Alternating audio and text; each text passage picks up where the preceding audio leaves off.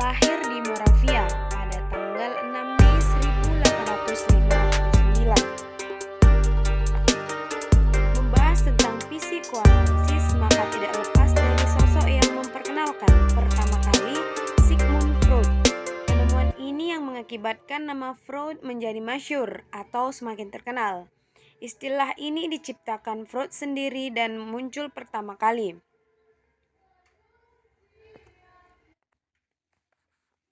Jadi, penemu dari psikoanalisis ini adalah Sigmund Freud untuk pertama kalinya. Selanjutnya kita akan ke pengertian psikoanalisis.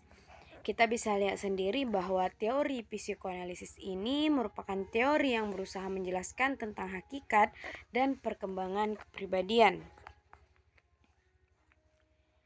Terapi psikoanalisis adalah salah satu metode yang kerap digunakan untuk membantu seseorang agar memahami kekuatan bawah sadarnya yang lebih berperan dalam perilaku, pikiran, dan emosi.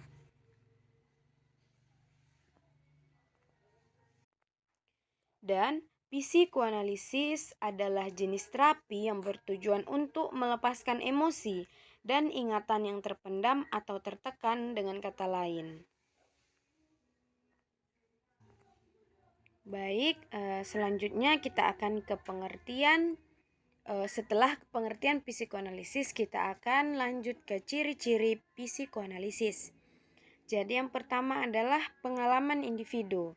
Jadi terjadinya terapi dalam psikoanalisis ini karena seorang individu memiliki pengalaman yang membuat dia tidak sadar atau tertekan di dalam pikirannya.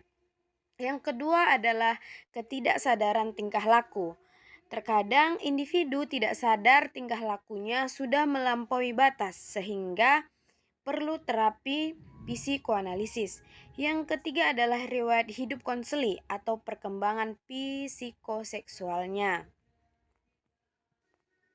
Selanjutnya kita akan membahas tentang tahap-tahap perkembangan kepribadian. Yang pertama itu ada 1, fase oral. Fase ini daerah mulut merupakan pusat kepuasan yang diperoleh melalui berbagai kegiatan. Misalnya kegiatan mengisap atau menggigit yang dilakukan bayi melalui mulut. Bayi melakukan kontak pertama dengan lingkungan. Yang kedua ada fase anal. Pusat kepuasan pada fase ini terletak pada daerah anus atau dubur. Anak mendapat kepuasan dengan cara menahan atau membuang kotoran menurut kemauannya sendiri. Yang ketiga ada fase falis.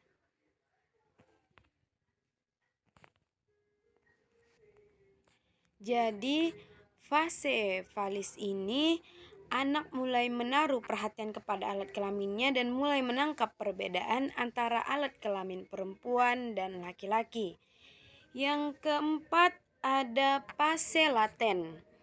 Fase ini sering disebut sebagai masa tenang karena anak tidak terlalu menaruh perhatian pada diri dan bagian tubuhnya. Yang kelima ada fase genital. Pada fase ini terjadi kematangan alat seksual primer, organ reproduksi, dan alat seksual. Selanjutnya kita akan ke tingkat kesadaran dalam psikoanalisis. Yang pertama ada sadar. Tingkat kesadaran yang berisi sesuai hal yang kita cermati pada saat tertentu. Menurut Freud, hanya sebagian kecil saja dari kehidupan mental, pikiran, persepsi, perasaan, dan ingatan yang masuk ke kesadaran-kesadaran. Yang kedua ada prasadar, disebut juga memori siap, yaitu tingkat kesadaran yang menjadi jembatan antara sadar dan tak sadar. Yang ketiga ada tak sadar, adalah merupakan bagian yang paling dalam dari struktur kesadaran dan menurut Freud merupakan bagian terpenting dari jiwa manusia. Ketidaksadaran itu berisi naluri, dorongan hati, dan dorongan yang dibawa sejak lahir dan pengalaman-pengalaman traumatis atau biasanya pada masa kanak-kanak yang ditekankan oleh kesadaran dipindah ke daerah tak sadar. Selanjutnya kita akan ke Manusia menurut psikoanalisis. Manusia mempunyai struktur jiwa yang unik antara lain ego dan superego. Oke, selanjutnya kita akan ke teknik psikoanalisis.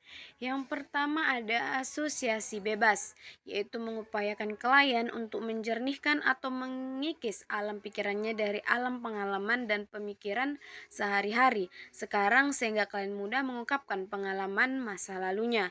Yang kedua ada analisis mimpi. Klien diminta untuk mengungkapkan tentang berbagai kejadian dalam mimpinya dan konselor berusaha untuk menganalisisnya. Yang ketiga ada analisis resistensi. Resistensi berarti penolakan. Analisis resistensi ditunjukkan untuk menyadarkan klien terhadap alasan-alasan terjadinya penolakan atau resistensi. Selanjutnya ada analisis transferensi. Transferensi adalah mengalihkan, bisa berupa perasaan dan harapan masa lalu. Dalam hal ini, klien diupayakan untuk menghidupkan kembali pengalaman dan konflik masa lalu terkait dengan cinta, seksualitas, kebencian, kecemasan yang oleh klien dibawa ke masa sekarang dan dilemparkan ke konselor. Selanjutnya kita akan ke tujuan psikoanalisis. Jadi tujuannya membentuk kembali struktur karakter individu dengan membuat yang tidak sadar menjadi sadar dalam diri klien. Jadi cukup sekian yang saya dapat bahas di materi kali ini. Terima kasih telah menonton video saya dan terima kasih sudah mau sejenak mendengarkan saya. Assalamualaikum warahmatullahi wabarakatuh.